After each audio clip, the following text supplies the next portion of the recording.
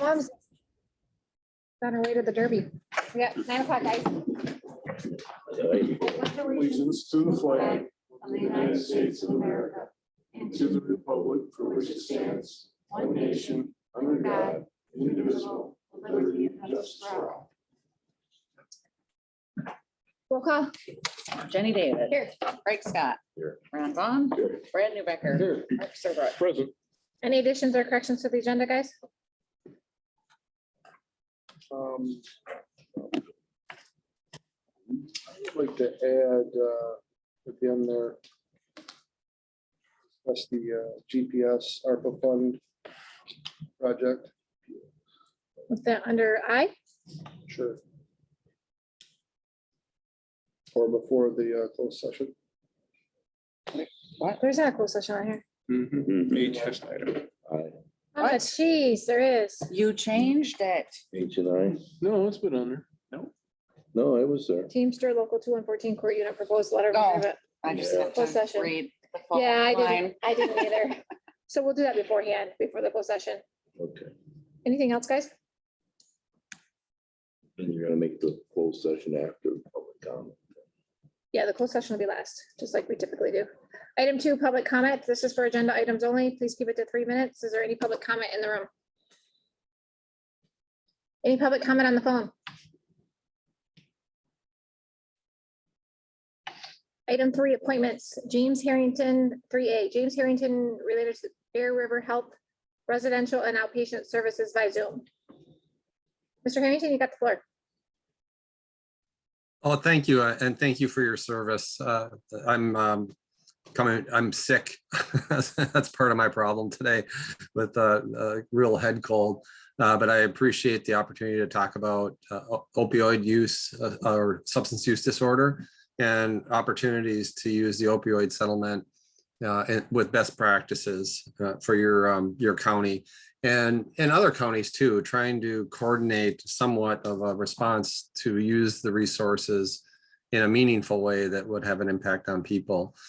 I'm going to share with you. Can I share my screen with you? Let's see here. Yep.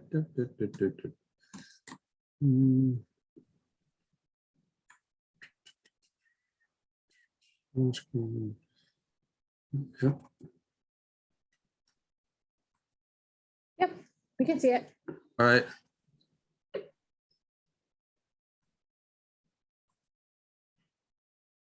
Okay.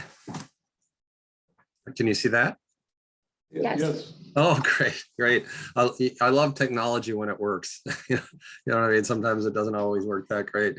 So we're out of Bear River Health has got different locations, but it's in northern Michigan and provides substance use disorder services throughout the state. Really, people come from the UP from Detroit even. We provide transportation for people that are in need of substance use disorder, and 40% of our people have opioid use disorder, and that's how I refer to it as. And I'm hoping to, as part of this education, that you'll learn something about what substance use disorder is.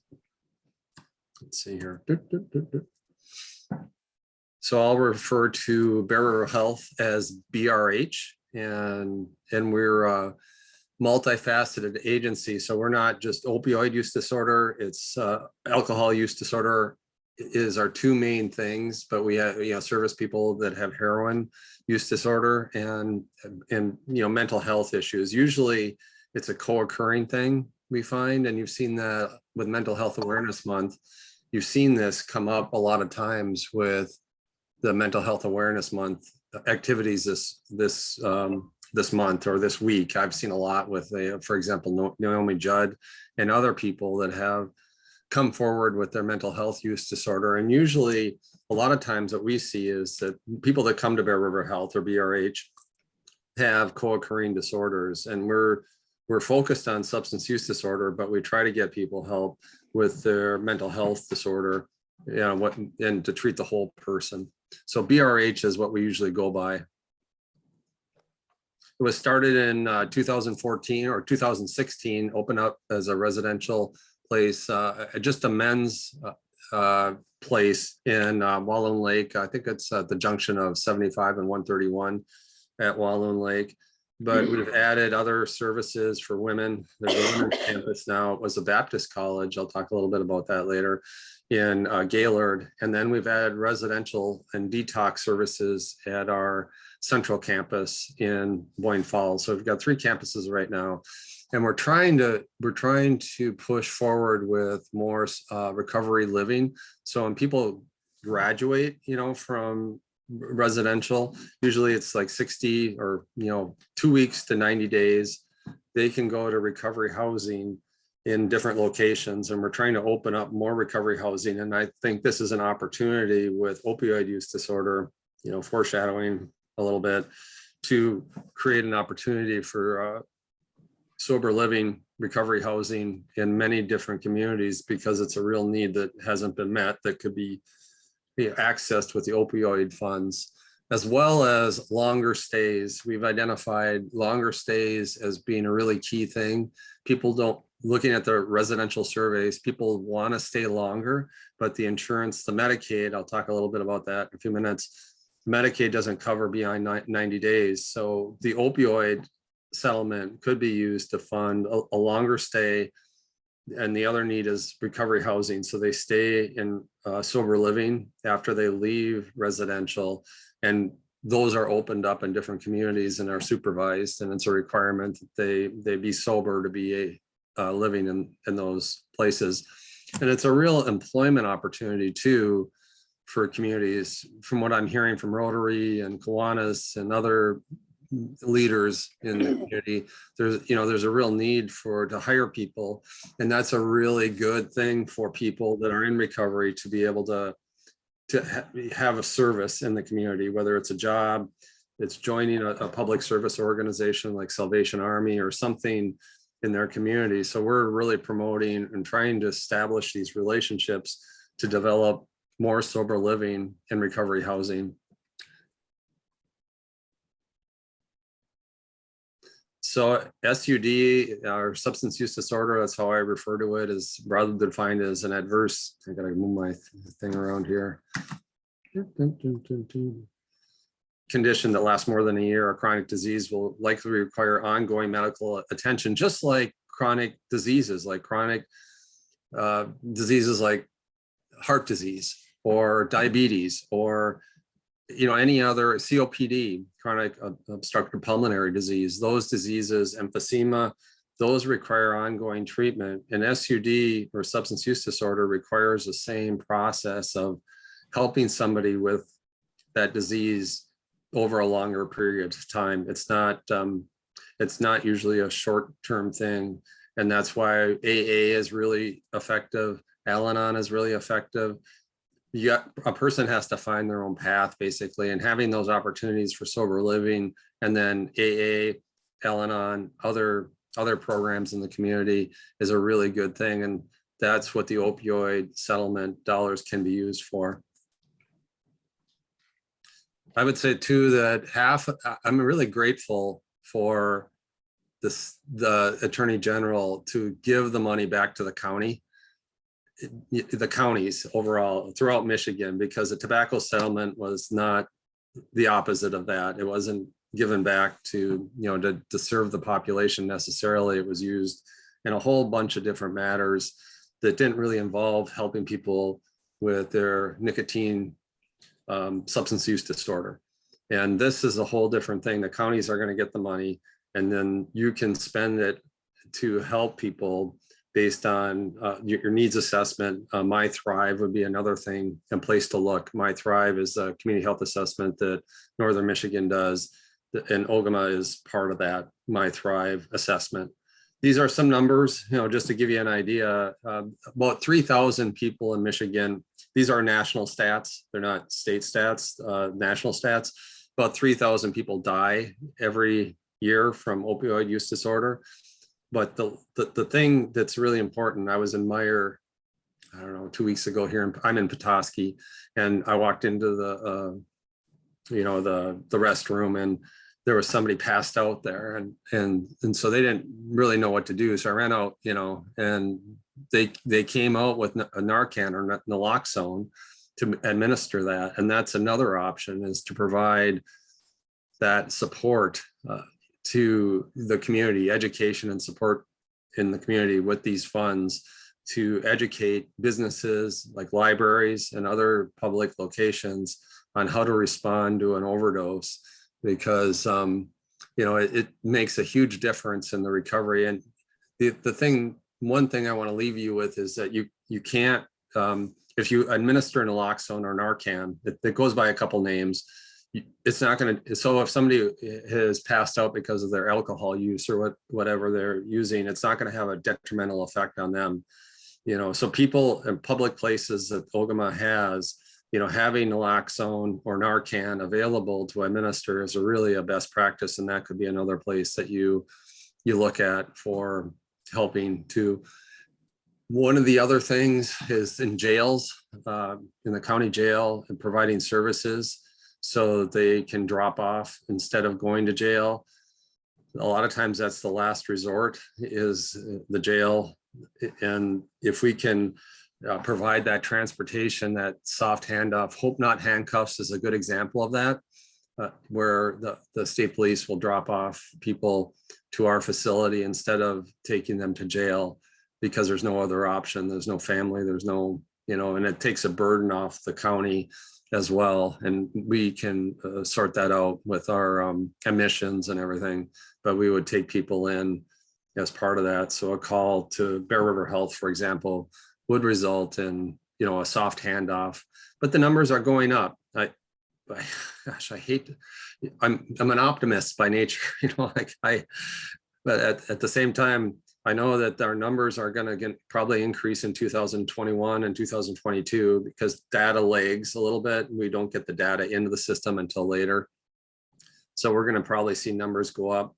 We do an innovative approach as far as when we do the assessment for the person, there's a multiple pathways approach. So there's not one size fits all.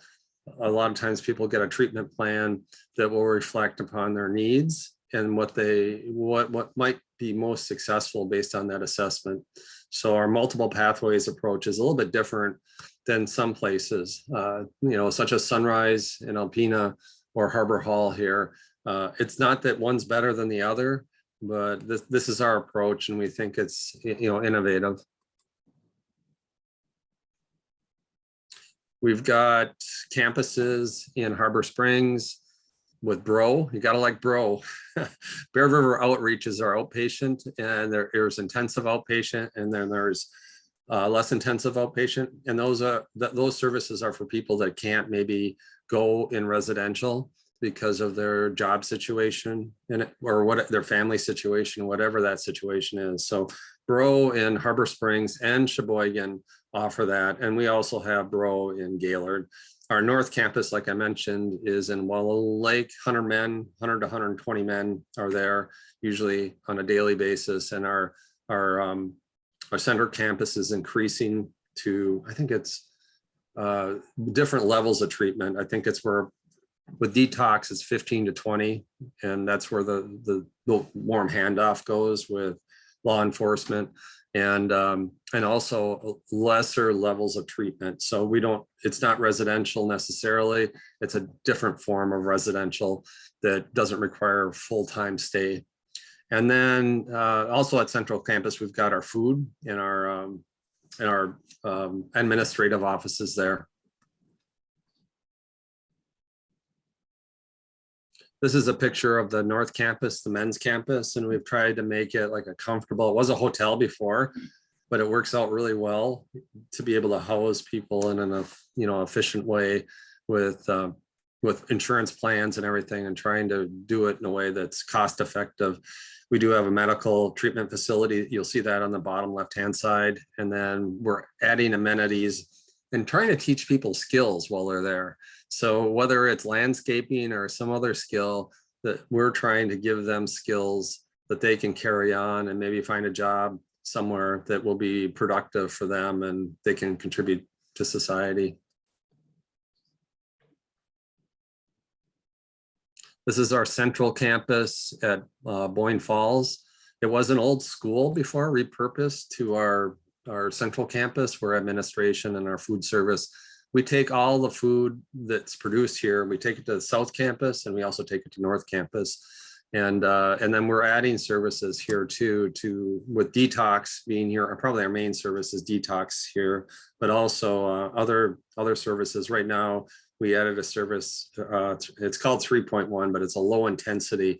It's a step down or an even keel to the outpatient services I described, with outpatient services being people that come in and just meet with their therapist or their social worker as part of maybe a weekly visit or a daily visit, depending on their treatment plan.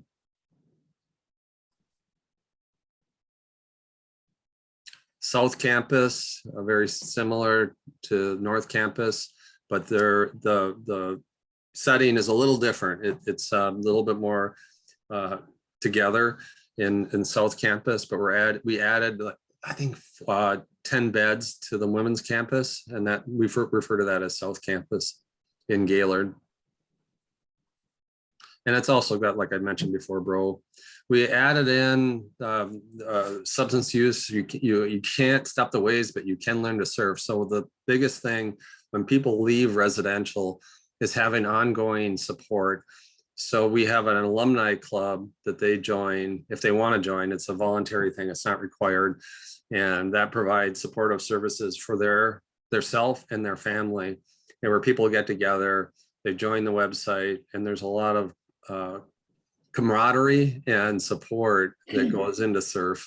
And that's the purpose of it, because recovery doesn't really stop. It's an ongoing process for people we found, such as a recovery living. We got medical professionals. When they come in, they get checked over for not just their substance use disorder, but their other medical conditions. We're adding a dental clinic at the Gaylord office because there's a huge need for dental care with this population. Unfortunately, meth is a big contributor to that. It really creates a lot of problems with people's mouths and their dental health. So we're adding a dental clinic at the Gaylord campus, but they also get transportation from whether it's South, Central, or North Campus to their medical provider if they need, if they've got diabetes or if they've got a medical condition, they need a procedure done. While they're there in our care, we take them to that location, whatever it is, their choice. And that transportation fleet, like I mentioned, is not a fee that we charge them. That's part of the service that we provide, and it's different. It's unusual. A lot of treatment facilities don't have that same level of care. And then we've got a seasoned chef. Get it, seasoned? They try, and we're continually trying to improve that to meet people's dietary needs, whether it's diabetes or needing gluten-free meals. It's a constant quality improvement process on the dietary side of things, because that's a really important part of people's recovery. But like I mentioned, all the meals are shipped out to other places, North and South Campus, from that central spot through our transportation team. And this is our in-network. We've got McLaren and Cigna as our in-care, and then outpatient only is Blue Cross Blue Shield. But honestly, we've got a lot of scholarships available. So if people don't, that's why the opioid settlement is really important with scholarships, because we take people regardless if they have insurance or not. Our biggest clientele is Medicaid, probably 70%. And that helps, but it doesn't really, we're losing money. That's the bottom line, but the care of people and our supporters are really important to the health of Northern Michigan and carrying out the mission. And we try to help them access through our admissions policy and, admission, not policy, but admissions process to help them, access their insurance if they do have insurance, and then provide some support if they don't have insurance to, help them in their recovery journey. And again, that's why the opioid settlement is really important, to continue that, that service, to help them. A couple of things I would like to leave you with today is to change the language. And I've been doing this in different community organizations across Northern Michigan, is change the language, and instead of using addict, junkie, alcoholic, a person with SUD, instead of addiction, use substance use disorder, like I've been talking about here for the whole presentation, basically. And I'm not going to read through the whole list. You get the idea. If we change the language, it reduces the stigma. It's the same thing with mental health disorder. If somebody is, experiencing mental health, depression, anxiety, we often see those people co-occurring, and we're trying to help them through that process of getting help and getting the appropriate care they need. So if we can change the language, that's a big part of what we're trying to do. And the last thing is, as leaders in the community, I love the name Pew. I mean, that's the name of a family, Pew. it's not, I just think it's kind of funny, but the stat is not funny. The stat is that 46% of people know somebody with a substance use disorder, and being able to outreach to them is so important, and having a caring, a compassionate, kindful approach to it, and just talking to them. Like, if you need my help, I've got you. And I've done this with nicotine dependence and alcohol use disorder and all kinds of other issues. You are really important in this process as community leaders to have this set the tone for substance use disorder and getting people help, and people that have family members affected by it. Call 211. I can do this presentation for other groups in your community, in your county. And calling 211 is a really important thing for people to find out what resources are available. It might not be Bear River Health. It might be Sunrise. It might be something else. It might be Harbor Hall. It could be Salvation Army. Getting help is the biggest part, of what I'm trying to convey today. Finding a safe place to talk. If you have time to talk for 5 or 10 minutes, go for a walk, for example, with somebody, if you have the opportunity, or go into a private place, because it's embarrassing for the person a lot of times.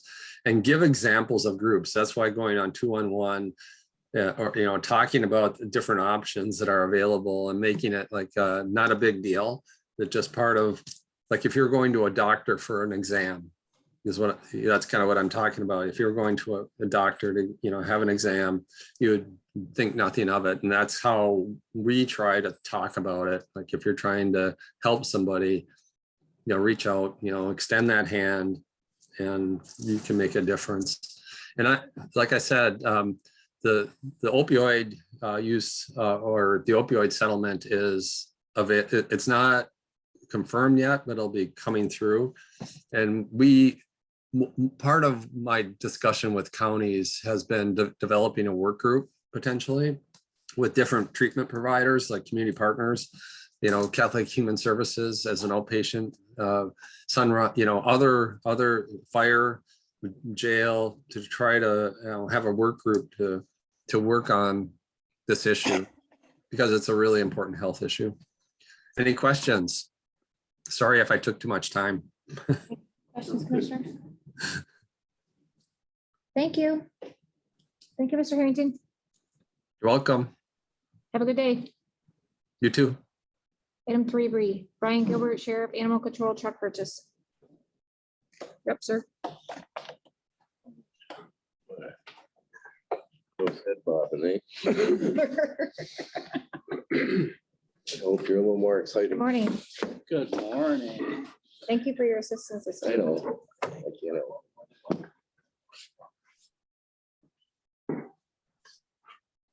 Anyway, presented to you the truck that we would like to purchase.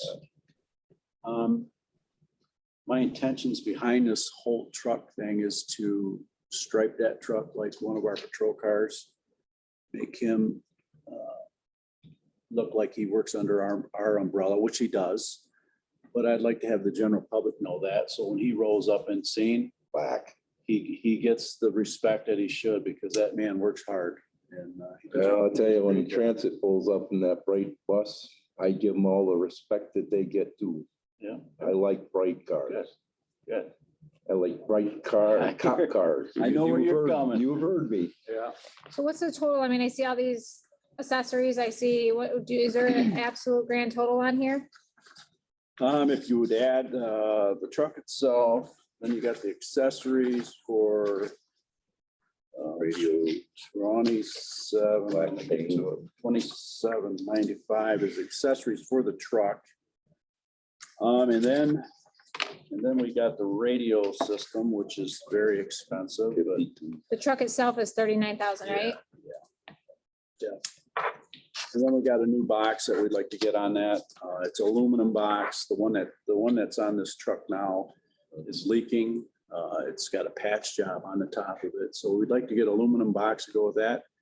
And that aluminum box will last a very long time. We just want to outfit this guy and make him fit right in with us is the whole intention behind all this. We want to make sure he's safe. Exactly. We kind of, when the undersheriff and I took over, we grabbed a hold of him and put him underneath our wing. So where he should be. And we need him too. If we have to do a search warrant or Figure it out. something, you know, we're gonna need 59,020. we're gonna need his Is that the assistance. total you got? Ballpark, $59,020. A lot here, accessories. That was the box, the truck, What's the time period on this? accessories and the radio. Probably July-ish. How old is that current truck? What year is that? I mean, it's old. I know It it's- is, it's got 130, I'm thinking it's got 130 some thousand on it. And this new truck will be four-wheel drive where he needs four-wheel drive. Yeah. You know, he's got to be able to get where he's got to get and Get back. The nice thing about the new box, the new box currently has, the current box doesn't have, is the new box has an air, not an air conditioning system, but has a fan system. So that when he has dogs or animals inside there in the hot days, you can turn that fan on, get some circulation in there. So it's even the animals, it's a nicer upgrade. it's a whole lot better upgrade. So Absolutely. it's just a lot better for the pets or animals inside of it as well. So anyway, that's our proposal. We're hoping to make that happen and get him where he needs to be. Where's this truck coming from? Did I see that? The truck, Signature for it. Yes, yes, signature Ford. it's a my deal. Questions, guys? Don't like the black. Pardon me? Don't like the black. You want it brown? No, I liked it white. Hey, there's no reason he's got to be self. You know? Scott gives us monthly reports. He does a good job. Yes, he does. He's answered every time I've called. Yep. Yeah, he does an excellent job. And he stops in every morning, gives us an update on what he's working on and what he did the day before. Gets our advice, what we should do. And yeah, he does a great job for us. He really does. Yeah, he's always had good reports. Yes. Yeah. Questions, guys? No, I've been all for this right from the get-go, and I talked to Scott about what'd be the best box configuration with a box van or a van or anything else. And he did call some other sheriff's departments or animal controls. It seems to be this is the configuration. So He's in agreement with like this. the- He's looked all this over. I like the cabs a little bigger than a single. Yeah, he's excited about it. He really is. So, yeah, and I see, reading this, we're getting a custom box for animal control, not Mhm. just the electrician's box. It's good. So we'll put that on for a resolution. Thank you. Thank you. Item C, Brett Gilder related to Xerox lease agreement. The county copy machine was up for a new lease, so pretty much it's, we had the option between a 48 or a 60-month lease. We're going with the 48-month. It's gonna save us $17.03 per month from what we were paying before. It just needs to be approved. Questions for Brett? Is this just one machine in your office? It's the one in the copy room. Oh, it's the one in the copy room. We pay Xerox leases for every office here. Are we gonna look at a We did. major swipe here? I actually looked at this and talked with the Xerox rep as well. This is actually a My Deal program that we have, and it's just now a matter of, because we piecemealed this over the years, the leases tend to expire at different times. Right. We could, and we in effect have an umbrella, if you will. So there's the one program that Xerox offers through My Deal that is what we're doing. It's just that our leases aren't all aligned. Now, they could align the leases, but there's a cost to doing that. As I talk through it, whether it's just an exercise in bureaucracy at that point, it's not going to make any difference ultimately in the price of the machines that we get. Yeah, it would be convenient to have all of them come up at once. Okay, if we don't. If we do want to go to a point where we switch to, say, Conoco or somebody else like that, we would then have to negotiate the buyout for the remainder of the various leases, but that's something that we would request that the new vendor address in any proposal that comes for us. But the fact that this is My Deal already, I'm quite confident we're not going to get a better price, and they're allowing us to do this monthly. I mean, it could be annual, that part doesn't matter, but we're not going to get a better price than what we're seeing here. And you can see in this case, even the print charges are included. So there's not an additional charge per copy. It's included in the package, which is, I've not seen that before. So that's actually a good thing.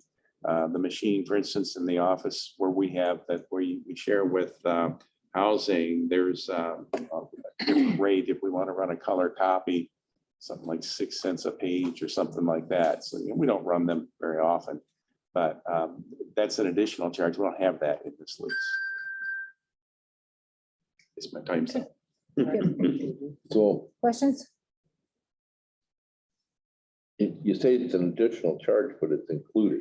Yeah, it's not an additional charge in this lease. It is in the other one. And I expect it'll come out when that machine is up for renewal. So this is the first one I've seen where they've included the print charges in the monthly payment. 0.01. This is included though, included. So we don't pay any more than $38 a month. Right. And it That does, says minimum payment.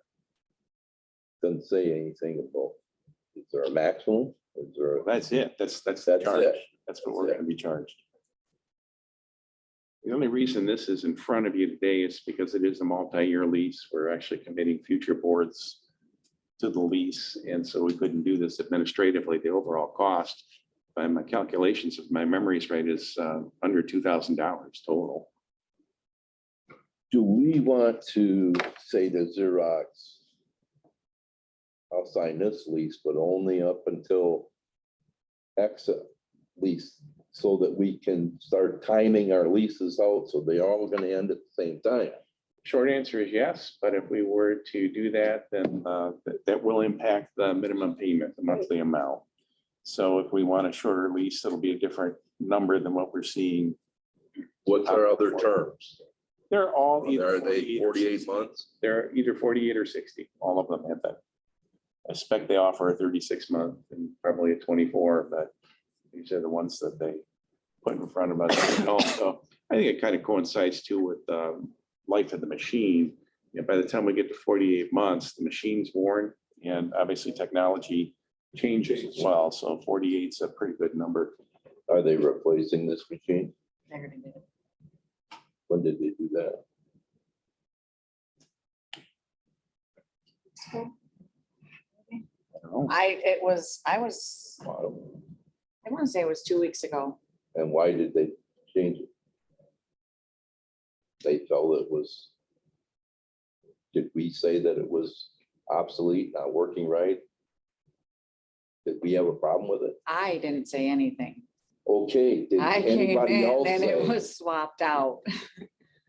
You don't. Is it know. standard with these new leases? Do they come and swap out the machine? Well, and- they typically swap them out. Yeah, they do. Okay, So, yeah, they. The technology fades and they don't support the old machine anymore. right.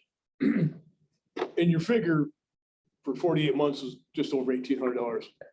We're pleased- $1,825.82. we're pleased with their service, correct? We are. Okay, then. Okay, then. Yeah, Okay. they're really good. When we have an issue, they're. Well, okay, then. Well, I don't know. I mean, this one. Any other probably- questions? Well, this one probably gets used more. This one probably gets used more than any other one that we, Yes. that we lease. Yes, So, but then again, I mean, we seem to be putting more emphasis on replacing vehicles at 130,000, even though mine's got 180,000 on it, and I'm not replacing it. But these things, we don't seem to care about when they replace them. No, it was no charge. Nobody got a bill if they're replacing it, so we can continue the contract of Well, $38 a month to make as many copies that as what- we want. Is I that don't what see they a do? They problem. replace them? Nobody's worried about your safety, Craig. They are, these guys. Oh, Jesus. Trying Well, I understand what you're saying. The point is, All right, fine. okay, Go on. hold on for a second so I can finish my thought, okay? Yeah. Wow. I understand your thought as far as getting all of the contracts to expire at the same time. It would definitely simplify things, but there was no cost for this machine to be replaced, correct? Was anybody notified of this? Is this just standard practice? I don't know the specifics on this machine, any of the dynamics with it. But I can speak in general. Yeah, it's typically they would come in and just swap out the machine and there's no fuss on anybody's part. Obviously, the price has changed over 4 years, so I don't really even know what our prior one is. Breck, I think you told me. I don't remember what it was. I don't know if this one's slightly higher or slightly lower.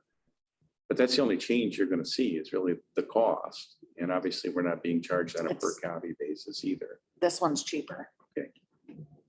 So that's kind of unusual. We have that happen with the postage meter too. This one was actually less. Costs go down So- versus up. Yeah, which Yep. is a good thing.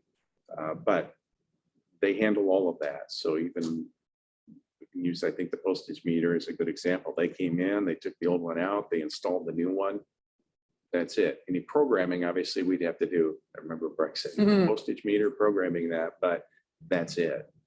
They've got the machine and any repairs, anything else that has to go with it. And they're very quick. When we have issues, they're here usually that day or the next day. You guys good with that? Put that up for resolution. Item D, Ray Blamer, Transit Director related to ADA policy. Mr. Blamer, come on up. Can I just sit here? Yeah, can you take the front row?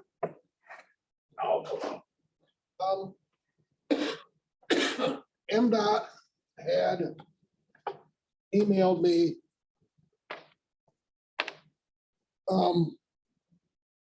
a notice that we had to update our ADA complaint policy to include a reasonable modification policy, and they basically sent me this boilerplate policy. I just filled in the blanks and submitted it back to them. Okay. And of course, they have approved it, and now it's up to board approval. That per their request. So that's all that is. I almost looked at it like there was a complaint. Mm-mm. It's just an update. Yep. Okay, Update to the entire policy. was there much changes to the previous one? No, it just added reasonable modification policy part of it, meaning if we're picking up someone that is disabled and the way we're picking them up doesn't work for them, and it's a policy that we have, we need to look at it in a different way and see if we can reasonably change it for this individual to make sure that he is more comfortable getting on the bus or something along those lines.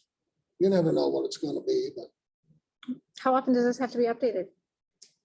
I don't know. Whenever MDOT says it does, it does. Perfect. Exactly. I mean, that's, the federal government comes down on them and then they give it back, they send it to us. So you had one before? You had a Yeah. Policy before you, And was that it was approved in 2015. boilerplate also? Yes.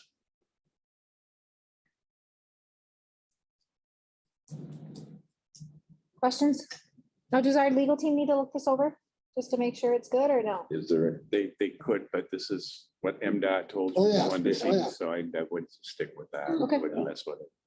I just wonder if there's anything additional we need to add to Our in safety. his boilerplate, but the boilerplate, Send it. I mean, I'm just wondering that when you say boilerplate, that means every entity in the whole state of Michigan, it's saying that nothing's different in any place in Michigan. Right. That's what I'm saying. I don't know. I don't know if there's anything different in Ogemaw County.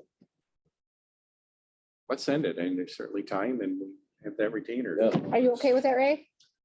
Fine with me. we just want to look at it. For liability reasons. Perfect, thank you. All right, Is that it? yep, Everything going well? as to be expected. Yeah. Going well at transit. Can't find any employees. Are you short? How short? Oh, probably 7 Oh, my goodness. Drivers, all drivers. drivers and driver dispatchers. I'm gonna get back on Indeed again and try a different way. They didn't charge me to get on Indeed the first time. And people have been telling me that you get a better, I guess, group of people if you go a different way on it. I'm not that familiar with it. Give me a call, Ray. We have an account. So give me a call and I'll set you up with the passwords and everything you need. Okay. I do have a couple people that are interested. One lady lives in Gladwin, but she wants a morning shift. I just can't do that. I would have to take a full timer and make them come in later in the morning. I mean, it's not really what I want to do at this point. And we have another one that I may possibly not be able to drive anymore, so. Not sure how that's gonna go down either. Keep us updated. I will, Get feeling better. I will. Take care of yourself. See ya. Item 4, discussion items. A, fiscal year 2023 budget calendar corrections. There was, call it operator error in the July dates. I've submitted, you see in red that July 18th and 21 dates are corrected on this. That lines up with the committee of the whole meeting versus last year's dates. So these are for this year and it's, it is a formal document. So I would ask for a resolution to amend the calendar. Questions? You guys are good with that? Item B, county building security policy. Judge, is that you? I'm part of it. You want to come on up? Good morning. In the document that you have on the iPads, you can see in red the tweaks that have been done since you last saw this. And I think they definitely add clarity to the intentions, input not only from the courts, but also from security. Help clarify what their roles and responsibilities are. Don't want to speak for the judge, but I believe all the judges have looked this over and we believe we've got a document here that should be approved. Judge, do you have anything you want to add to this? No, I reviewed it. Leanne in district court has been working on it with the county here and Judge Williams had a couple questions. I think we've addressed that. There's some concern about doors. I think we've addressed that and it should work. So as far as the courts are concerned, it's good policy. So I still got a question or a concern about the doors still. The other day when I came in here again, boiler room was open, wide open, and the other door was propped open. So I mentioned in the last committee, the whole meeting, I believe it was, about maybe setting up an iPad with where they can actually see the doors, they can see people coming in. They can also have a buzzer system set up so that they can actually buzz people in and out if we have a situation where someone needs to use a different door. But at least then the doors would actually be secured. And at this point, I don't believe they are secured. I mean, yes, they could scan their card to come in and we can give them access for that, but that doesn't mean that someone else isn't going to push a door open and let them come in. So, and then at that point, if they can't see it happen and they can't hear someone, an alarm going off, someone could actually come up behind them, they wouldn't even see it. Right. As well as the boiler room door. They could be on them before they could see them coming. And the other thing that I think they need to have out there is some sort of protection. Either some type of Kevlar wall or something, so that if they do come in and then they pull a gun on them, they got something to get behind. You're talking at the main door? Yeah. Because that room really isn't a good option unless you're going to secure that other boiler room door. Thoughts? Commissioners? Commissioner Scott? About Brad's point? You want Any point, comments yep. about that or Yeah, go ahead. any comment? Any point, any comment? Your Honor, my thing all along is that everyone gets checked, and I see that is kind of spelled out in here. What I don't see is what a screening is. There's no definition of a screening. Screening saying hello. Oh, you look, I see you every day as hello. Or is the screening really me emptying the pockets?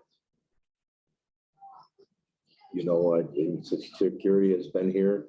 They told you all that I dump my pockets out every time. I don't walk through that scanner without it. If it makes noise, I walk back and figure out why, and I make sure that I'm clean going through. And I've been told I don't have to, but I do. I just in the airline in the airport over the weekend, and it was surprising. I took my magnetic money clip out of my pocket, put it in the tray, and I left some money in my pocket. They when I went through the scanner, he says, "You stand right there, we'll pat you down. You got something in your pocket?" Well, you still got some money in there. Oh no, you put that in a pail. Nobody does. I saw pilots have to take their shoes off and everybody else. That's just where I'm at. So I'd like to know what a screening is. I think that ought to be in the policy. Well, I think we talked about that, as far as getting a new machine and making everybody I know, but it says that go through it. screenings shall occur, and it says who that everybody's gonna do it, but it doesn't say what a screening is. See what I'm saying? You say today a screening is everybody Just want empties their a pocket. definition of what the screening entails. I don't want somebody a few months from now and say, well, that's a screen. No. You know what I mean? Do you agree, Your Honor, that a screening is empty your pockets into the tray? I don't know if it's empty your pockets. That's what the detector's for, and they have the wand. I suspect that it's not necessary for every county employee to empty their pockets, but I would assume screening means, and I'm not security, so I'm probably not the best person to talk on this, would be that your purse, your bag goes through the screener, you get wand. Right. We're talking about the x-ray machine, that the purse. Yeah, and the other thing it My, says is that all the counties will have a badge, so the security will know that they are an employee to help move the process along every morning. Well, I hate to repeat myself over and over again, but I've said in other meetings, it was the postal worker that shot up the post office. It's the kid that went into school every day that shot up the school.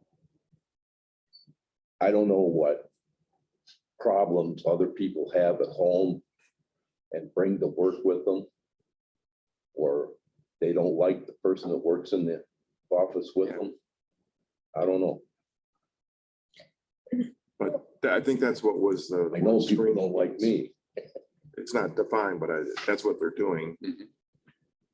We could craft a definition. That's not a problem. Well, okay.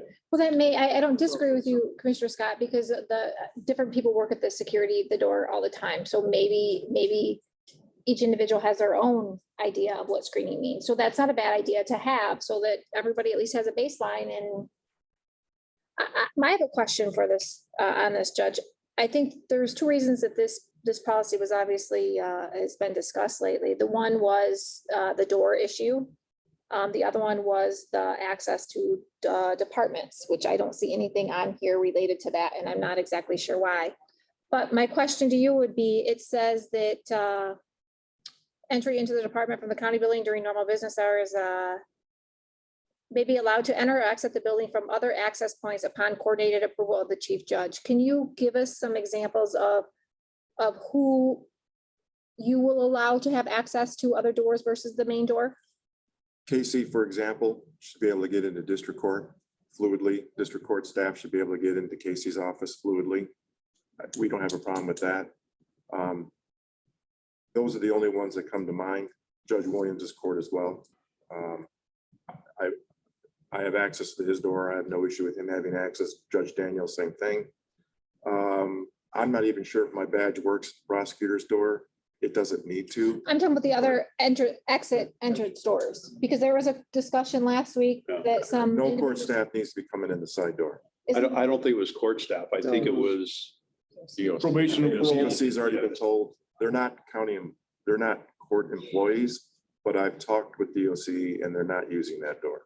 Okay, I misunderstood. I thought they had given them permission. I apologize. So you're not giving any permission? I don't have control over DOC. They're state employees. They're using this building, so I think it falls under you guys, not me. No. But I've told them not to use that door. Okay, but you're not giving any other permission to other individuals besides law enforcement to use other Correct. entrance doors? Correct. Okay, so that was a question that was being discussed. And that's part of the reason why I think that the security officers should be able to have the Absolutely. communication from these two guys as to who and what they may have approved. There's two things stick out to me. They could be bringing over a high profile subject to court and having that security officer know when they're coming and also being able to see them come up to the building, I think is a very important. And then there could be other situations where maybe there's a active threat against somebody and you don't want to go out that main door. Maybe you want to let them go off a different door so that maybe we got somebody walking into their vehicle too. My personal opinion is, in most cases, if someone's gonna try and come in here and shoot somebody, it's probably not gonna be inside the building. They're gonna probably wait for him to come out the door, or wait for him to go in the door. Now, obviously, the courts, there could be some serious situations happen up there, but most of the offices are pretty controlled. The doors are secured. And I think that it should be up to that elected official of that office who gets access to that office. I do think that's important. That's their responsibility. So, but I think that it should be known as to who is and who isn't, just so we know we're being consistent with it. But that's my take on it. It would be an easy thing to do, to have a list, the department heads could have a list on who has access. I'm going to use the prosecutor's office again as an example. And maybe Breck needs to be able to go in and out between her and LaDonna. That's fine. They can figure that out. Right. And if there's going to be a master list who has that access for security, that shouldn't be an issue. And we by default have a master list. So anytime Tom grants access to any Right. door, we know where that individual can go. Right. I think that should be in the policy. I thought that was going to be, I thought we discussed that at the last meeting, at the security meeting, to have something in the policy related to departments access as well. Because them are the two things, if I'm not mistaken, that has sparked this whole conversation recently. So I would suggest that glancing at the titles, wherever it is that we talk about that, we'll just add a point that says, department heads will determine who has access to the master list. I thought that was in there, but maybe it's not. It's not, at least maybe I misread it or overread it. I didn't see it. There's something in there about. Yeah, I'll look for it and send you out a revised copy of this, but yeah, we would. So I understand the thinking is that the departments will determine who has access. Master list, if you will, maintained at IT is by default because we're already doing it there. And as a courtesy, which probably doesn't have to be in here, but if somebody's taking off the list, that they're at least notified. And that sounds petty, but But wasn't a complaint that too many people were using other main entrance doors as well? That's where this began, at least where I was first introduced, was there were people who were not authorized for getting access through Someone letting them whatever in. direction door that is down my hallway. And then we'll talk a little bit more later when we get to the clean air policy about why that was happening. And we have another avenue to take care of that. The X-ray machine is hot on the list. What's your thoughts on that since we have you here? I think it's a good idea. I don't know what the problems are with the one that you inherited from Roscommon, but apparently it is not working all the time to the officer's satisfaction. The word meltdown comes to mind. Yeah. So I think it's essential as part of this plan, because otherwise you're going to have to empty pockets and you're going to have a line out the door every morning. So to go forward, I think it's essential that you have a machine that works. Because our conversation either was to totally eliminate the machine and go back to wand and what else did they do? Pat down, I guess. I'm not exactly sure. Or to purchase with the ARPA funds. Yeah, a new obviously it's all machine. about money, and I don't know what those machines cost. At the one little meeting we had, some of the numbers were banted around. They're not cheap, No, but they work much better than a wand, especially for bags. Oh, I totally agree. I think it's a good one. I think at least my concern, I think that there's more than me, but if we're gonna spend the money and do this, we gotta make sure we're shoring up all the potholes that we got. Because it doesn't really matter how much money you spend on this. If they can get in some other way, then we wasted. we wasted a lot of money. And it's safety. Well, I think Tom can, like I say, set the controls on who can get in the doors anyway. You know, you want, of course, law enforcement and transport when they're bringing prisoners over, whatever, coming in that I door. thought that had already been done, actually. Well, if MDOC is coming through the door, apparently they've got control of. There was a couple different complaints. So they It need wasn't to, just them. Tom needs to shut that avenue I off. think what was happening there, it wasn't so much getting access from the outside, but when they're on the inside, going into that entry area, just be very candid for a smoke break. So, they go out, they kind of maybe prop that door open from the inside so they can get back in. Well, to Commissioner Newbecker's point, if we alarm those doors, that will definitely stop that quickly. But I'd also remind the board that on the ARPA list, reconfiguration of this entrance, the physical reconfiguration to be ADA compliant is one of the next tier top type projects. And taking into account the protection for security, that can all be wrapped into that project. And I would suggest that would be pretty wise for us to do, even talking about the X-ray machine, if we're going to do it, wrap it into that particular project when we talk about it and get it addressed. The cameras and the workstation, that's not very expensive. Already got Tom looking at costs. The costs were like peanuts for both, so that can be done relatively quick. Mr. Prayer, were you going to add something to it? You lifted the finger. No, ma'am, the commissioners are already interested. Oh, okay. Thank you. Thank you. Thank you. Thank you for your time. Okay. Thanks for taking time. Thank you. You're gonna provide a brief updated one and send it to us, and then it'll be on for the resolution. Again, I would really like to see something about department head doors on there, so we're Yeah. covered there too. So I'll do the follow-up. We'll define screening and we will add the department office access language, and you'll see that in red when you see the next version. Okay. All right. Good. Thank you, sir. Nice seeing you. Item 4C, clean air policy. Okay, you may recall that there's a statute on the books now about smoking in buildings and so on. We had, as I mentioned, a situation where we actually had a complaint about smoking that was going on just outside of one of our doors. And also, I've learned since then that we have at least one of our vehicles where a regular smoker occupies the vehicle. You have the authority as the board to limit that. What this policy would do is say you're not permitted to smoke within 50 feet of any of our buildings, and you're not allowed to smoke in any of our vehicles. In effect, that's the gist of what this policy would do. So that will address the other end of the concern that was expressed here a couple of weeks ago. Do we have a designated smoke area for employees? We do not, so. We should have, I think there should be. I don't think we should just say you can't smoke within 50 feet. I think Correct. There should be a designated smoking area for employees and visitors. Should have say that next. And What we Yes. cannot do, and what this policy does not do, is regulate anybody smoking on the right of ways. That would be like the sidewalks around the building. So if you're in that public right of way, you don't get to regulate it. They're free to smoke there. Which is where? sidewalk, Sidewalks, of us. in the street, Because right now. it's sidewalks are outside- closer than 50 feet from the building. but we can't regulate them anyway. So what we're saying is 50 feet. On a We property. we cannot tell you, you can't use that public right of way.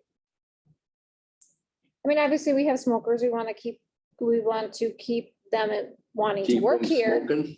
That's their, Well, keep them smoking. that's their Hey, choice. got you job. Exactly. Yeah. That's their choice. Again, Joel, I agree with it. Absolutely not. It's not something that I do. But however, we would like to keep them employed. I believe a lot of them have. Let me finish. I believe there's a lot of longevity with these employees, so I think we do need to offer them a safe place to do their very poor habit. Well, if you had something with, I don't know how we do it, but with a roof over and a picnic table so they can, Correct. well. I've seen lots of places that got like little gazebo. Right. Is there an area that comes to mind? Not off the top of my head, but I'm not a smoker, so I don't know. Isn't it right now? Is it outside the one? I don't know, the They're door over there. by where the, Maintenance, is it maintenance? yeah, They're where out that, maintenance store. So is that is that a adequate place? Does that meet these guidelines? Does that, I don't know. it wouldn't because it's closer than 50 feet. and It's on county. Is there a property. sidewalk there? There is, No, but sidewalk would be bordering The- a street, not the public streets, not the back, parking, the not the back, back parking yeah, lot. the back sidewalk is ours. So who's gonna make this determination? Because again, do you guys agree that there should be a designated smoke area where they go? Well, I don't. I think there ought to be. Bound by anything to do that, but. We're some not. Companies do that for their employees. And one other thing, I don't know where you're gonna put it, but you're definitely gonna have to get with Brian Stein to make sure that we get it approved. Because you can't just put a building out there or. Say a building. Or anything. There are even some gazebos and those, 10 by 20s or whatever they You're are. gonna heat it so when they smoke in the Or winter. ordinance, so. Where I am employed, you have to literally get in your car and drive Well, off. that's why You have to over there- leave the property. Property, the parking lot of High Score Lanes is full of cars all day because everybody from the hospital goes from there and smokes. So what's your guys' thoughts? Take 2 parking spots out in the middle and put a gazebo and Thoughts? I think there should be a designated smoking Me as area. well, me as well.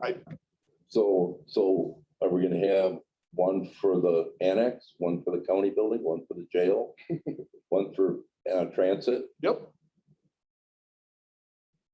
like all gazebos? No, No, just a picnic Well, I table, mean- chairs, whatever, I'm but I think I'm there not should be. saying even build a gazebo. I'm just saying, I just. An threw that area. Out there that I have seen that. I'm Yeah, not no, advocating okay, for it. That's fine, that's fine.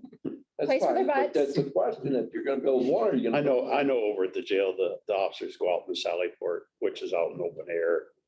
It's in But the, it's within. Is that 50 feet of the building? it's within 50. But it's okay for them, but it's not okay for Well, somebody else. So I'm saying if we designate an area in each building, Judge, do you have an opinion?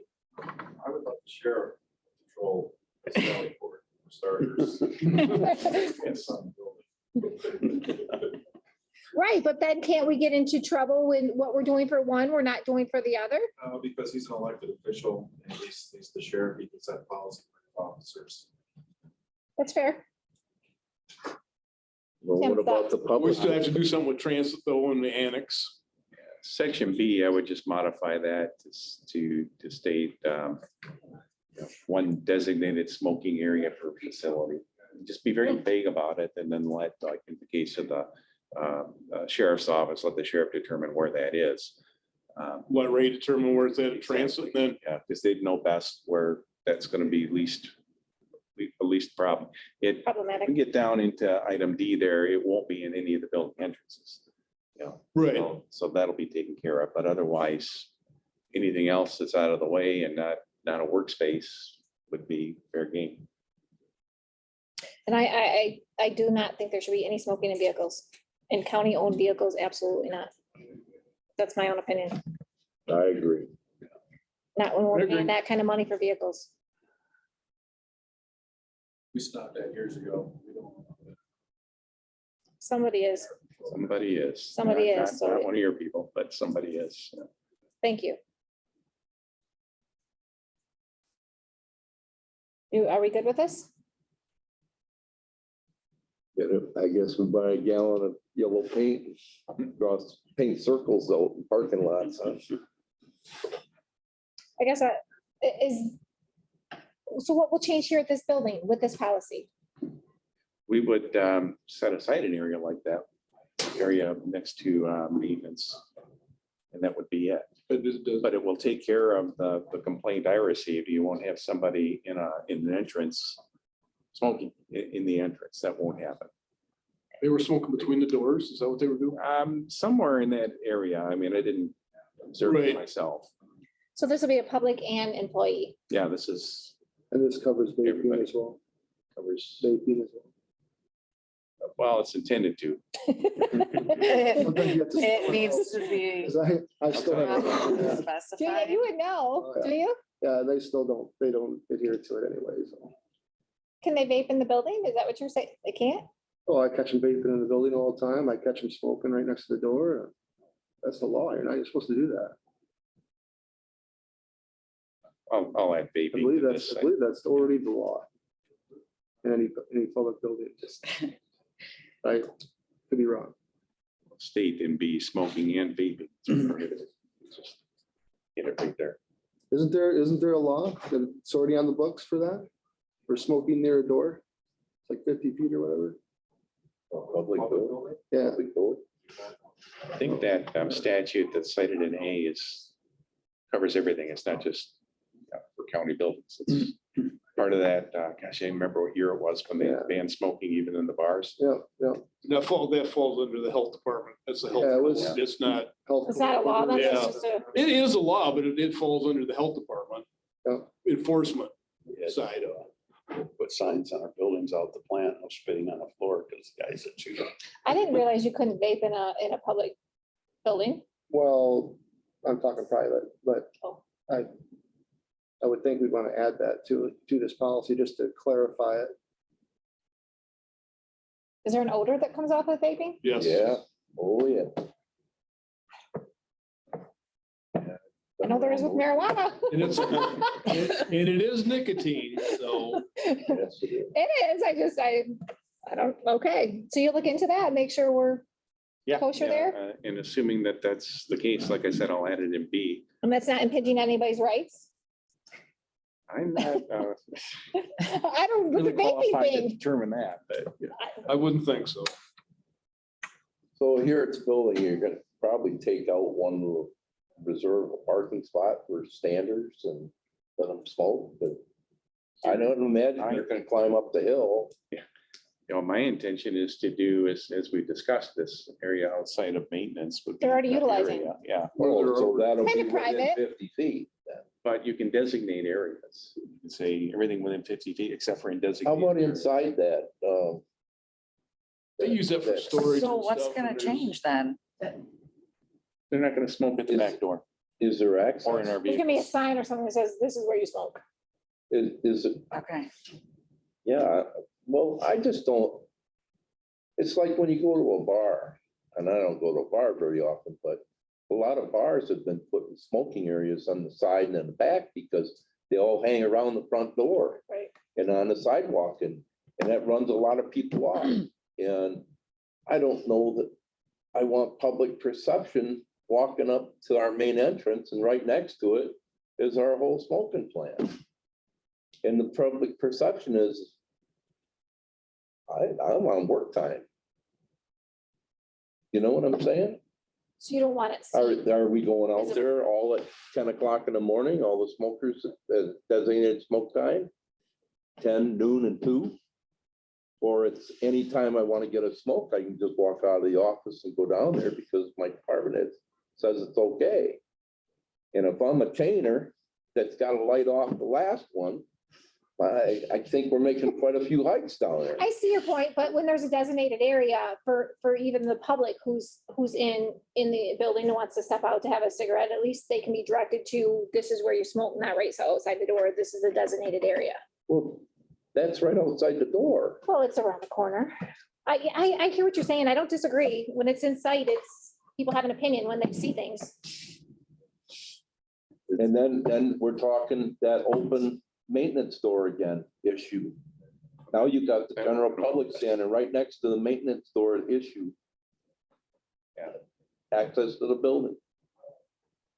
I can address the access issue. I didn't realize that this maintenance door had been left open or propped open. That can't be, so. It's open every time I come through there. Well, once again, We'll stop. Well, we put. how about that area that, we that's put the this storage electronic area? lock on it, Where's on that? that door, because of the fact that he wants to be able to open that other boiler door. I understand that, but when we go and then put a magnet up on the door and prop it open, what's the use of having an electronic lock on Yeah, it? the magnet's there for security, because that's. I their- know. That's their But safe. It's kind of a farce because Well, I you're understand, but, gonna use that as protection, but that could be where the threat's coming from. well. Absolutely. Where's the area you're talking about, Commissioner Scott? Right next to maintenance, there's that brick.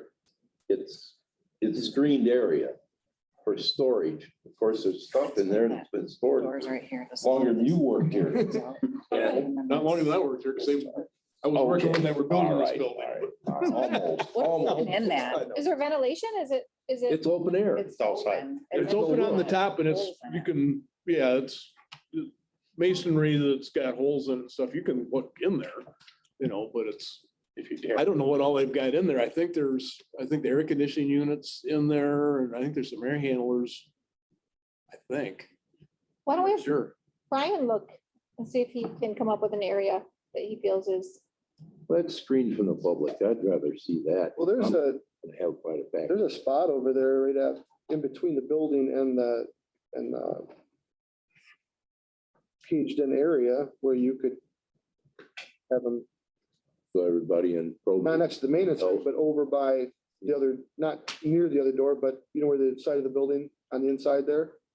There's like a 10-foot. There's like a 10-foot area right there. And you can stick them right in there, that they'd be shielded from the wind and how would the public get to it out of the main door? just walk down there. So have to walk down. I don't know where you're talking. I'll have to walk. I'm terrible at that. You want to shield them. Hey, Before the other door. you want to shield them from the cold and everything because you don't want them to get sick from smoking. See, I'm- Discriminating. You are discriminating. And I could say something, but I won't. Come on, smoking is not an ethnic group. It is not a race. It is not a religion. and they'd be- Smokers. You come from the hospital. The hospital doesn't even allow it any place on the property. I know So it's is the not that. hospital We discriminatory? don't need to offer this service, but do we agree that we're going to? Yes.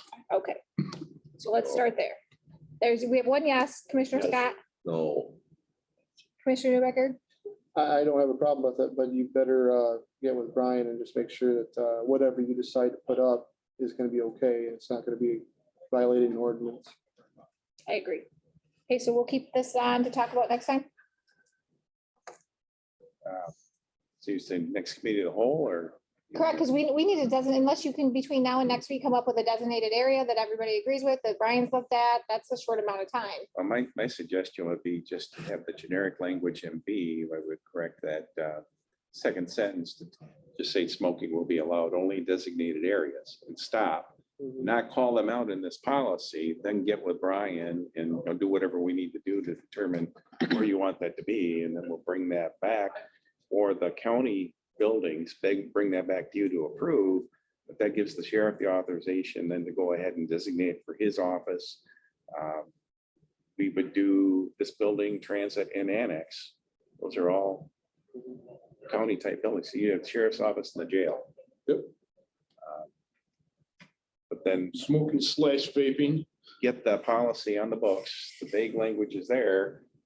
This also would allow you to move that. If 2 years from now you want to move it somewhere else, you can do it just by administrative action. We find it's not You can conducive to, do that without amending the policy. Right. You just And you're gonna add on the cars. those smoking Cars are in vehicles. there. Okay. So we'll put that on for next week then. and We'll just continue to discuss. Are you guys okay with that? With just these tweaks? I think once you say designated area, that pretty much covers it right there. I mean, we can continue to discuss what areas we're gonna. I think if we add smoking and slash vaping. Yep. And then designated areas, I'm good with that if we want to do a resolution. for the meeting. Ask Mr. Ferrer, where are you allowed to smoke at Woodham or Prescott? Black Road. Black Road, a mile away, The school district is a no smoking, no campus, tobacco, no alcohol nothing, premises. and I'm discriminatory, huh? Ah, No, I'm not discriminatory. oh, he's not, I am. It applies to everybody. There's no discrimination because it applies to everybody. None whatsoever. All right, on to the next. School Resource Officer Agreement. Mr. Pereira, come on up. Sure. Used to be the teacher's lounge was so thick, you just couldn't walk across. You're not kidding. As a kid, I'd walk down the hallway and see this plume of smoke coming out from under the door. Yeah. I often wondered what that was.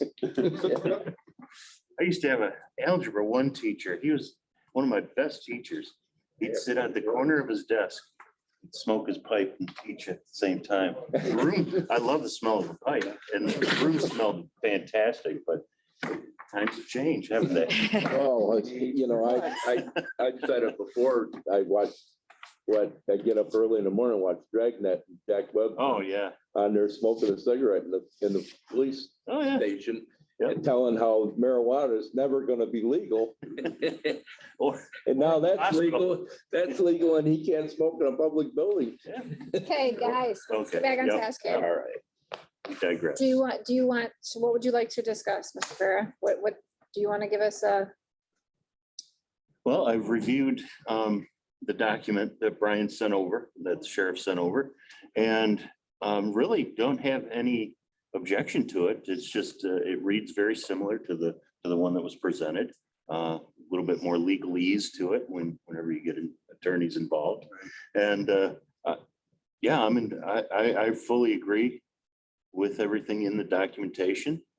I have allocated the necessary funds and then some to be applied to a resource officer for the next several years. So yeah, I'm all in favor of it. I think it's great thing for the district and the community. Now, there was some discussion last time about the hiring practice, hiring policy, and how we go about hiring someone. Right? I believe there's language in there that, the district would like to be at the table because it affects the district. Definitely. The sheriff has full authority to hire who he wants. Okay, but I think it's important that the district have representation at the table. And let's review these candidates. The district has input, says, yeah, we like candidate A.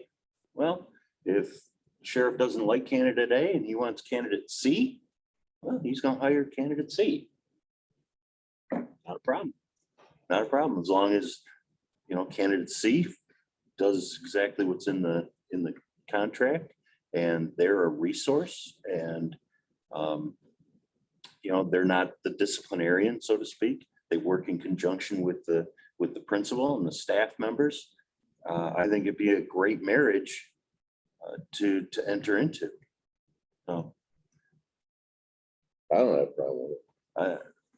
yeah. with what? Anyone? With, I see the 3 representatives from the school district. They'll be involved in it. Yeah, it would probably be myself, the high school principal and the elementary principal. I think you should definitely be involved in it. Yeah, just at least to have a voice, Exactly. Yep. it's always good to be at the table rather than looking Somebody through the that's- window. It's gonna be somebody that you've got to work with, and I think you should be comfortable with who you're working But with. you want a comfortable, good fit. So Exactly. Absolutely, absolutely. So I guess what are we discussing today? Just this agreement? Or what are you looking for, Tim? You had 2 issues on the table. The first was in Article 3, the consideration, pay. Okay, I'm trying to look for that diplomatic term, but the cost of the contract. Now, our discussion here has been to make sure that we recover the costs for the full year of the deputy. Remember, working up those numbers, 75,000 is a good number that would cover our wages and our benefits. The 75,000 is based on a midway point on the pay scale, because we may hire somebody at entry level, we may hire somebody with a little bit extra, but 75,000 it puts us right in the middle of that pay scale. If we end up paying a couple thousand more for wages, well, let's roll the dice, because we don't know who this is going to be. We can't be that exact. So 75,000 gets that taken care of. The second issue was whether or not you wanted to do a multiple year contract. Other than that, if the rest of the language is okay, you know. 70, concur with what The was said district about- is, in fact, the district is allocated $75,000. So when you mentioned that figure, I went, oh, how ironic. Oh, Uh, And you, Oh, yeah. and If I you, have to allocate some more money to it, I do have at-risk money to allocate. and you said that you are willing to commit to a multi-year. Yeah, oh, yeah. I'd like to see a 3-year. Yeah. You know, and And if, so that, again, the issue that I brought up, so that we know that that officer is gonna have employment for at least 3 years, Yeah. as opposed to a 1 year, and then you guys say, oh, no, we don't want the program anymore. Now we hired somebody maybe from another agency, there's some. and now they're security back, for you, now they're back out on the security street because for they're the you. low seniority person, and, Yeah. you know, they've been kicked to the curb after a year, and I don't think that's fair to, you know, Well, and so. there's some flexibility in there, in the event that during that 3 years, let's say that the police officers renegotiate their contract and funds go up a little bit.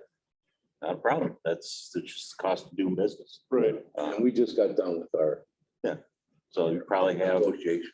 2-year We've got maybe a 2 years 3-year. left after Yeah. this year on the Yeah, contract, so. Yeah. 75, standard. 75 grand covers 12 months. Yes. So will cost us nothing, county. Well, It's the wait a plan, minute. but again, if we I'm hire asking. somebody in with the the additional median. experience, yeah, it's the median. So if the sheriff finds somebody that has top out. pay, Could be more, could 6 be years less. Experience, could be a little bit more than we would be paying more. If he hires somebody at the entry level, the extra cost can be a little bit less on the salary end. Right. And to not take advantage of that with the school district, I mean, that would give you a little bit of room if there was an overtime issue or something like that, you'd have that ability. The risk for the county is you're maybe $2,000 or $3,000 if we have a veteran officer that's hired. Otherwise, it's going to cover your costs. And the county is covering the summer months when school's not in session. You've got an extra person out there to help out. So if you were It's a win-win. $2,000 or $3,000 and he's got an extra person, okay, he's got Marine Patrol or ORV Patrol. I could even. General patrol, General. he's a police officer. Yeah. Probably where you would go, right? Let's not tunnel vision into, you know, Marine and ORV. He is a Right. police officer. Right. Put him out on the damn street fighting crime. Bill You know, vacations. yeah. Save overtime. Oh, yeah. I think it's a win-win. How many deputies are we talking? 16. Just Just a round number. 75. An article, No, it's- Article 1 and A, it says shall assign one regular employed deputy to cover each of the following schools. High school and elementary, that's one for each school. It'd be one per district, So one for the they district. take each out of there. Yeah, I reread that this morning too. Am I wrong? No, mean, I read it as they'll need two, but I knew it that that sounds must have like been, two, you know. right, because the schools are together, they're right side by Oh, side. I know. Different than, Or change schools to district, one for the district. right. Okay, that was my thing there. So let's say we get 9 months into this and there's a problem. There's an issue with that officer. Mhm. I'm not seeing where either party has like an out. There's a- Or a change, or a view Isn't there a- to change or. There's a 60-day out I thought clause. there was something in there. I thought I saw believe 60 so. Yep, Yeah. Article 9. 60-day written notice. That's for the officers, right? And there's the evaluation. Terminates the entire agreement. Oh, it terminates the Yeah. entire thing. But like, as the superintendent said, the sheriff has total Ultimate. right, ultimate right to Hire, fire. hire, fire, whatever, so. There'd be an evaluation process as well in the event that things go sideways. They'll just require a car, correct? No, Have to be a car for sure. We're gonna make him walk. Do we have one for Make him this walk to officer? work. Sure, we can get one. I'm an old animal. out of your, Right. Right? out of your inventory right now, you've got a car. Oh, you're gonna for it. make me think here. Oh, of course, what do you think? I don't know. I'd have to Hey. get back with you. The election was the easiest part. No, it wasn't. Well, Clearly, you didn't run the same election we did. I had two others. We will make something happen for sure. We So have to. that's the I want question. that- I want that guy out. Well, there's no doubt we know that you want that. We know that, you know, Yeah. but, you know, the thing is, yeah, it's cost. Now, this man will come to work here and punch in and drive to the job. What happens, they go directly to the school because they've got to be there when the buses roll in. You know, they got to be there early. I don't know what time the buses get there, They roll in about 7:30. but yeah, so he's gonna have Okay, to, so what's his hours? Because we're paying for the eight, hours would be eight. It 8 says eight, hours. Mhm. Yeah, be 8 hours a but day. your officer here in town is not just eight. It's over eight. Yeah, he gets about a half hour a day, probably. What it amounts to. Well, 'Cause half he's hour a getting there day. early, and then he's got to stay there until the school buses is gone, and 7:30. potentially there's always something going on after school. Oh, usually. But it says, it 7:30 to addresses 7:30. that in here is working their hours out so that they can take on the after hour thing. That's in here. We were gonna say something about comp time. And that's actually taken care of in the contract, union contract. That will collaborate with this? It has to. The deputy that's hired will be subject to the terms of the union contract. Right, but when we talked, the first school contract, it was gonna be an 8 hour day. And then all of a sudden I find out that he's accumulating comp time because it's over 8 hour day. And when I thought there was a snow day and we get another cop on the street, he's home getting comp time. That's not what was told to me in the beginning. It was 8 hour day. It was 40 hour week. Well, again, in terms of the union contract, the board has agreed to allow comp time up to certain limits. And that contract talks about how that's addressed. And it's addressed Okay, I get administratively that by the part. chairman. We gotta pay the comp time. Right. So that would come out of the 75,000 in this case. Is that 75 grand gonna cover all of that? That's the intent, because you're not gonna end up with, Yeah. the idea is you're gonna end up with this block of hours throughout the year. If you end up working, a comp situation where you've got time and a half, that comes off 75,000. So hours end up being adjusted accordingly to keep you at that level. And the same is true with administering vacations and dealing with PTO time. That's all part of the package. In other words, the person could be absent a day if they're sick, all right? It happens. They take a Yeah, sick day. and they get Same thing paid is time off. true with the comp time then. Okay, I worked an additional hour and a half today for a basketball game. Come Friday, I'm gonna have to leave an hour and a half early or some other time. I forget what the horizon is of the contract, but hopefully during a downtime, during a school break or something, that's when they take that time off.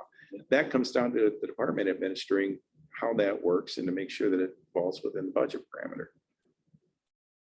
And it actually works better because, I mean, if he's got to take comp time during the day, it's better having an officer coming in and out so nobody knows when they're going to be there. You know, if you set a schedule, well, if I'm going to do something, I know when he goes home, I know if he's in and out of the building. Mix it up. Mix it up. You've got a bit of an advantage here too, working on the school calendar where you have the holiday break in December, for Yeah. instance, where, okay, there's nothing going on. Spring break at Easter time. Perfect time to be using up or burning off that comp time. If You you've got professional development days, I'm sure, occasionally, so Absolutely. students are in Questions? school during the school year, so. So what's your goal is to start this next year? Are you hoping to have this? I'd like to have something in place for next fall. That'd be great. I think that's fair. Yeah. So do we put this on for a resolution for, Do we want Is to it? amend this though? So there's a 3-year commitment? Because That's my question. yes, I'd like to see that. I'd appreciate that. Yeah, thank you. absolutely. Thank you, Mr. Pereira. Thank you. Glad that your millage passed. Yeah, me too. Yes. I can thank my employees. Yes, right, Everybody's happy. right. Yeah, thank you very much. And I'm glad to see that West Branch passed their Absolutely. initiative. So Absolutely. everybody wins in the region. I think that's, It's a I think that's great. Great. You know, strong, healthy school districts mean strong, healthy communities. So love it. That's great. Thank you, sir. All right, thank you. Have a good day. You too. Thank you. Custodial duty obligations. When you gonna ask for another car? He's not. We just sat Next right month, here. next He's month. not. It's recorded. All right. Yeah. Thank you. Today. He's hangry. What's the, The custodial issue cropped up this week. We've had another injury with one of our custodians, and this is one that probably is going to be another prolonged absence. Rather than, Not on the job. not on the job, right? Okay, It's all an right. off Not a cop. off-campus injury. The burden on the two full-time people here is greater than what we'd like to see in terms of what they've got to do to keep the custodial duties in all of our buildings. What I would suggest is that we try to find somebody, either an employee, a temporary employee, or cleaning service that will help pick up the pay or pick up the slack on the work that isn't getting done during the period of absence. And I'm looking at, frankly, probably a 90-day period, given the injury that occurred. Well, prior to you coming, because you came after COVID started, it was 1.5%. Right. It was down to 1. yeah, that was one. Because of cuts, it was down to 1. And then she just needed help because the offices were vacuuming their own carpets. And then we allowed 1.5. Then COVID come, we had to do 2. Now you're saying they're overworked even more. I'm saying you're losing one of those two. So now you've cut the staff in That's my half. question. And I took that as wrong. I took that as I did as well, Commissioner Scott. I took you were up to 3. Now you're down 1 and you want a temporary third again. Is there 2 or is there 3 There right are now? 2 that are custodians. We do have a maintenance / custodian person who does, more of the outside. and it's gonna, the long-term with stuff. this time of year now, Chris is gonna be more outside. Right, his job is not, He can't, what I'm saying is he can't pick up the slack. agreed. If it were the dead of winter, maybe he could help pick up the slack, but this time of year, no, That's he contract. can't. That's contract. I think if it's contract, if there's somebody that we can do it with, I think you're gonna have a heck of a time finding a temp, Oh, yeah. No, We don't. Get a if we can find a contract, workman's comp's on them, everything else is on them. Pay the price, it's worth it. For 90 days. Let's start at 90 days with them if we gotta go 120. Because it'll probably come on a monthly basis, so if at 80 days, we gotta go another month, then go another month. I'd just probably put a cap on it at 6 months, no more than 6 months until we do a 90-day with a 4th, 5th, or a 6th extension if needed. 4th, 5th, 6th month if needed. Would that be a local agency you're looking at? I Can't imagine we get anybody travel too far to do this.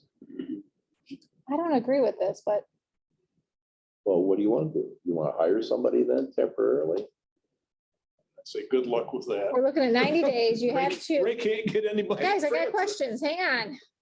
So there's 2. Somebody's hurt, so we're down to 1. Right. Correct? So we're back to 1 right now. Right. So you wanna get a second, is there anybody right now that's part-time that in the building that would be possibly willing to pick up extra hours for 90 days? Well, I haven't asked, and we don't have too many part-time. I don't know, I I'm can think of. asking. You know, we can certainly ask. Chris, aren't you part-time? You know how to operate a broom? I don't qualify. Commissioner Newbecker, do you have an opinion? It's either gonna have to be a team effort or we're gonna have to replace it. So contract or what was your opinion on that? Well, it's no different than just hiring summer help, right? I'd first try to just find someone that could be a temporary employee for the summer until you get through this. Can't find that, but we'll have to go another route. Mr. Vaughn? Yeah, I don't think you're gonna find any part-time people that are, even if they're working in an office, that are gonna go to cleaning. You're gonna have to get a contractor in there. And we need somebody now. I was gonna say, yeah, How long have they been off? Since it was either Monday or Tuesday. Tuesday, I think it was. I think you're right. I think it was Tuesday, right? Yeah. Because I was able to get it on the agenda before the deadlines.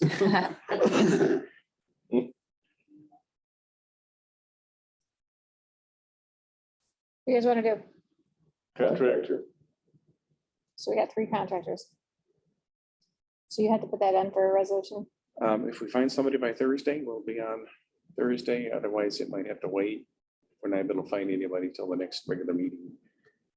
Can you also, any current employees that are part-time, can you kind of look around to see if any of them would also be? I'll check the Lonnie. roster to see what we have. Like I said, we don't have too many, so it shouldn't be hard to find out. Thank you. Proclamation for National Police Week. Sure, I have no problem with that at all. What do you need from us? Resolution authority to put it on the agenda. I asked a time for this and it's 11 o'clock and Commissioner Serbrook, you're the speaker. You know, Yay. I got the notice. Okay, thank you. County Administrator Performance Review. We have on the iPads courtesy of Commissioner Serbrook, the city manager performance evaluation that was hot off the press as of yesterday. Last we discussed this, we wanted to take a look at this work that the city was doing and then determine if it would meet the needs of the board to do the evaluation. I've looked at it, it certainly covers a couple of things that aren't applicable, like the DDA, because we don't have one, but otherwise it does seem to cover all the topic areas, and it also offers a section for comments and recommendations. Now, that being said, you had a series of other examples that was on the last, made the whole agenda. I'm not saying any of those are eliminated by any stretch, but we did want to see this when the city finalized it. So it doesn't mean we can't combine. We don't have to Right. stick with one. We could pick and choose if we want to. I think we need to simplify it. I like this one and I like the other one from the From the city. city. Yeah, either one I think is I don't have a adequate. problem with either one. Did you have a preference? I don't, I'm just, again, the first one that we got from the city was one that they used to evaluate their department heads. This is the one the city council is going to use to evaluate the city manager. And I just wanted you guys to take the opportunity to take a look at this one to see if it fit better than. I think either one fits. Commissioner Vaughn, I haven't had a chance to look at this one. Commissioner Becker, I like this one. I just, I've said it before, 1 through 10, rather than 1 through 5. Commissioner Serbrook, I like either one of them, pick up, make a choice. city manager one. Okay, The other one's you not. said, I'm agree with Decide on the this city one. manager one. Perfect. So, and we'll just pull out the DDA. Yeah, we need to tailor it to, Yep. because it says council, We'll do, yeah. I'll actually put Mary on this. We'll put this into an Excel format. So it'll be easier to deal with the accumulated scorings and so on. We'll modify it to fit, insert county commission where it says city council and so on, and get that out to you and. Go ahead and put the answers in too. Next, we have the GPS ARPA fund. Yes, I know that Mark had talked about 911 or EMS. EMS. So what did they say again? They're in favor. I mean, they'd like to see it if we're gonna do it as a county. They haven't committed any funds because we don't know what the cost is yet, but they're definitely, the board's open to it as well as the director, so. There's a module within the Motorola system they're using that this can already plug into. And 911's already got the capability. it's already there. So Yeah. what we would end up having to do is just buy the, I don't know what to call the stuff, but the beacon, if you will. The hardware. And maybe have to pay for an additional module on their systems over there so they can bring it up. I don't know, usually when you have that, there's usually like a small added cost from like the vendor. They're gonna charge a setup fee and. Right. Certainly will be less than creating and establishing a standalone system on our own. Definitely the way to go. And obviously we're wanting to track these emergency vehicles, sort of as the priority. Perfect place to put it. Now we want to add very likely like transit and other vehicles that we have. But clearly it's, public safety is the main focus of this. So we could add EMS or anybody like that. I know Tom has already been in contact with them at 911. He's been off this week. We haven't had a chance to talk about it any further. But yeah, definitely, I think that would be the most efficient way to do this. Already using the infrastructure that's already there, just adding to it. I think we need to continue to put this on the committee of the whole because it hasn't been discussed now in a period of time and we allocated funds. We all agreed upon this, so. Well, it sounded like we had a pretty good start and idea there, so I just want to see a plan get put together so that we can approve it. Absolutely. Get it going, because we've been talking about this for like 8-9 months now, I think. 901. It's Next week. It'd be nice to take and be able to sit down with somebody from Motorola and get some pricing. 'Cause obviously, if we can get, EMS on board, figure out how many vehicles transit, because we're gonna do economy of scale. I'm sure that, they're gonna say if you got 10 units, it's gonna be X amount of dollars. If you got 30 units, it's gonna be less expensive. So if we can figure out, cost so that I can go to, let's say EMS and say, if you guys jump on board, here's what's gonna cost per unit.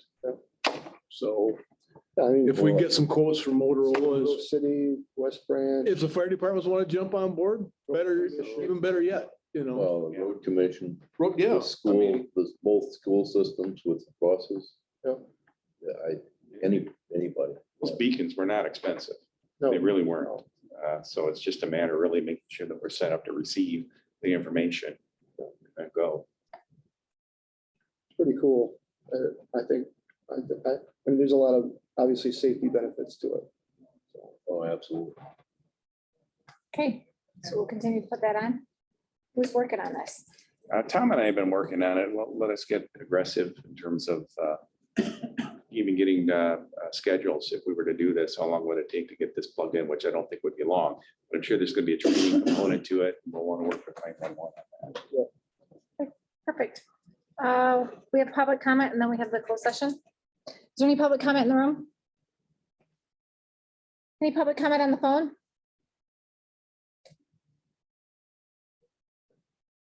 Any public comment on the phone? There will not be any business discussed after we come out of closed session. No public comment on the phone? We need a motion to go into closed session. I'll make a motion to go into closed session. Session is to discuss a matter of collective bargaining, in this case, a proposed letter of agreement with Teamsters Court Unit. Make sure that's on the record. The Teamsters Local 214 Court Unit proposed letter of agreement. We have a motion with support. That's my motion. Yeah. All in favor? Aye. Opposed? You're gonna go into closed session at 10:44. Sheriff said he's with us. Yes.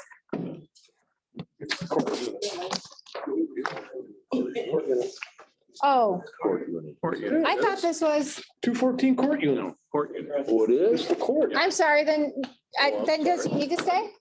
No. Can if you want, I guess, but Slam the gavel and adjourn us. Make motion, we come back into Back in. open session. Make a motion to bring us back to open session. We have a motion to come back into open session. I made it. I second it. Brooke, Oh, Aye. I made the motion, Commissioner Scott. It's made and supported. yep, Vote. you good? Aye. Yeah, do we want a roll call? Oh, do we have to roll call for that? Okay. We get a I roll. don't know. Sure, why not? Why not? We'll cover it. Maybe something to do. Ron Vaughn, Yes. Brad Newbecker, Yes, Rick Scott. Yes. Dr. Serbrook. Yes, all right. motion to adjourn. Motion to adjourn by Commissioner Serbrook. Commissioner Vaughn. Have a good weekend, everybody. Aye. See ya. Thursday. Yeah. He doesn't expect to see us. Now we gotta clean it up so they can start setting up for Cinco de Mayo.